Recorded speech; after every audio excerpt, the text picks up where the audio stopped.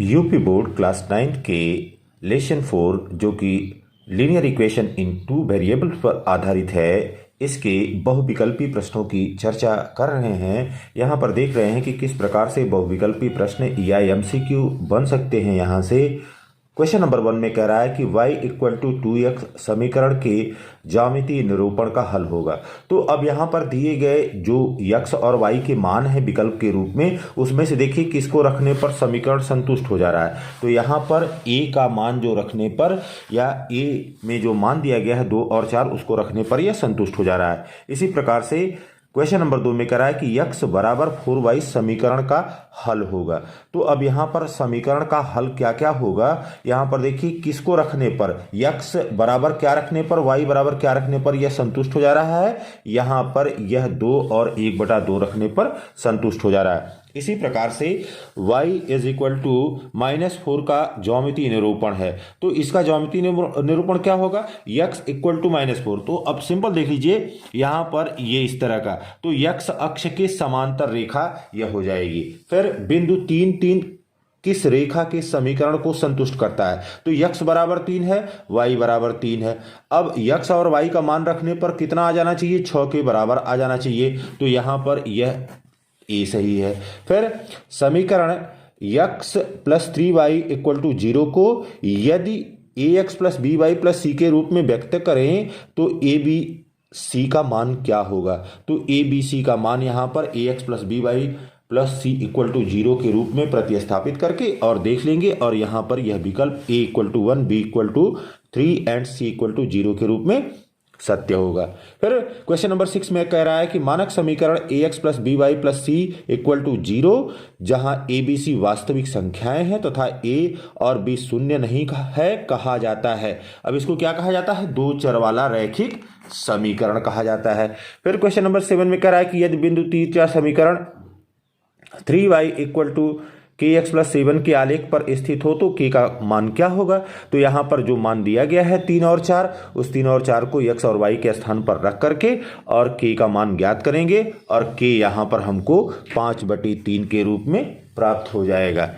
यदि c बराबर 5f minus 160 divided by 9 हो, जहाँ f फ़ारेनहाइट में तथा c डिग्री सेल्सियस में तापमान हो, तो 86 डिग्री फ़ारेनहाइट को हम अगर डिग्री सेंटीग्रेड में परिवर्तित करें या डिग्री सेल्सियस में परिवर्तित करें तो उसका मान कितने के बराबर होगा। तो यहाँ पर यह 30 डिग्री के बराबर हो जाएगा। क्वेश्चन नंबर 9 में कह रहा है कि यदि किसी रैखिक समीकरण के हल उन बिंदुओं से निरूपित हैं जिसके निर्देशांकों का योग 10 है तो समीकरण होगा। तो यहाँ पर x और y का योगफल कितने के बराबर होगा, x और y का योगफल 10 के बराबर। क्वेश्चन नंबर 10 में कह रहा है दो चरों वाले रैखिक समीकरण का आलेख एक सरल रेखा में होना आवश्यक नहीं है। सत्य है, असत्य है, a और b दोनों है, उपरोक्त में से कोई नहीं है। तो यहाँ पर ये देखिए यह असत्य कथन दिया गया, क्योंकि हमेशा जो है दो चर वाले रैखिक समीकरण का आलेख सरल रेखा में होता है। यदि 2 जीरो रैखिक समीकरण 2x plus 3y equal to k का हल है तो k का मान ज्ञात कीजिए। अब क्या करेंगे, x बराबर 2 रखेंगे, y बराबर 0 रखेंगे, और इसको रखने पर जो हल मान प्राप्त होगा वह हमको k बराबर 4 के मिलेगा। तो क्वेश्चन नंबर 12 में रैखिक समीकरण 2x plus 3y equal to 6 का आलेख एक रेखा है जो x अक्ष को निम्नलिखित बिंदु पर मिलाती है। अब यहाँ पर x और y के लिए विभिन्न मान रखते हुए हम देखेंगे कौन यह समीकरण को संतुष्ट कर पा रहा है। जो समीकरण को संतुष्ट करेगा इन विकल्पों में से विकल्प 3 और 0 सही है। क्वेश्चन नंबर 13 में कह रहा है कि यदि x बराबर 2 y बराबर 1 समीकरण 2x प्लस 3y बराबर k का हल है तब k का मान क्या होगा। तो x बराबर 2 रखेंगे, y बराबर 1 रखेंगे, और यहाँ पर जब हल करेंगे देखिए तो 2 into 2 plus 3 into 1 equal to k हो गया, 4 प्लस 3 इक्वल टू 7 हो गया।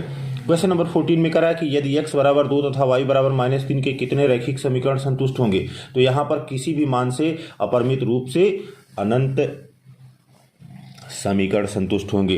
क्वेश्चन नंबर 15 में कह रहा है कि संख्या रेखा पर समीकरण x-2 संख्या रेखा पर समीकरण x-2 बराबर 0 निरूपित करता है। तो यह संख्या रेखा पर एक बिंदु निरूपित करेगा। क्वेश्चन नंबर 16 में कह रहा है कि a और 4 समीकरण 3x plus y equal to 10 के आलेख पर स्थित हों तो a का मान क्या होगा। तो यहाँ पर x बराबर a रखेंगे और y बराबर 4 रखेंगे और इसको रख करके तब a का मान यहाँ पर निकालेंगे और a बराबर हमको कितने के बराबर मिल जाएगा, 2 के बराबर मिल जाएगा। क्वेश्चन नंबर 17 में कह रहा है एक नोटबुक की कीमत एक कलम की कीमत से 2 गुनी है, तो इस कथन को 2 चर वाले रैखिक समीकरण के रूप में व्यक्त करिए। तो यहाँ पर x इक्वल टू 2y हो गया या x minus 2y equal to 0 हो गया। क्वेश्चन नंबर 18 में कह रहा है कि रैखिक समीकरण x minus 2y equal to 0 का आलेख किस चतुर्थांश में स्थित होगा। तो यह a और b दोनों में होगा। क्वेश्चन नंबर 19 में कह रहा है कि बिंदु 2, 3 रैखिक समीकरण 2x plus ay equal to 10 के आलेख पर स्थित हैं, तब a का मान क्या होगा। तो x बराबर 2 रखेंगे, y बराबर 3 रखेंगे और इस समीकरण में रख करके a का मान जब ज्ञात करेंगे तो a बराबर 2 के हमको प्राप्त हो जाएगा। क्वेश्चन नंबर 20 में कह रहा है कि रैखिक समीकरण 2x plus 1 equal to x minus 3 के संख्या रेखा पर कितने हल होंगे। तो संख्या रेखा पर इसका एक ही हल होगा। इस समीकरण को आप पक्षांतर करके चर को एक तरफ कर लेंगे और अचर को एक तरफ कर लेंगे, एक ही हल इस तरह से प्राप्त होगा।